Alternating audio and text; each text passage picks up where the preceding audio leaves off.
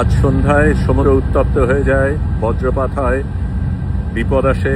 আমরা দ্রুত সমুদ্রের ঝড়ের আগে যেতে চেষ্টা করি। তবে আরেকটা ব্যাপারও ছিল, কারণ আমরা পরে জানতে পারি আমাদের সবচেয়ে সামনে যেই ফ্লোটিলা আলমা, তার উপরে ইসরায়েলি জলদস্যুরা হামলা শুরু করে। আমরা এই উত্তপ্ত সাগরের মধ্যে যত দ্রুত চেষ্টা করছি এগিয়ে যেতে।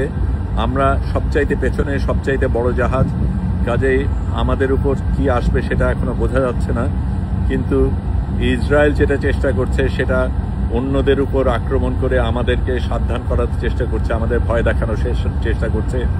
আমরা সবাই এই ঝড়ের মধ্যে বাইরে এসে একসাথে বক্তব্য জানাই, তাদের সাথে সহমর্মতা এবং তাদের সাথে যে আছি সেটা জানাই। আমরা গান গাই, সেটা তাদের কাছে পাঠিয়ে দিয়েছি। আপনারাও যে সাথে আছেন আমাদের সাথে, তাদের সাথে, এবং ইসরায়েলের বিরুদ্ধে আপনারাও যে লড়াই করছেন সেটা আমাদের জানাবেন, তাদেরকে আমরা পৌঁছে দেব।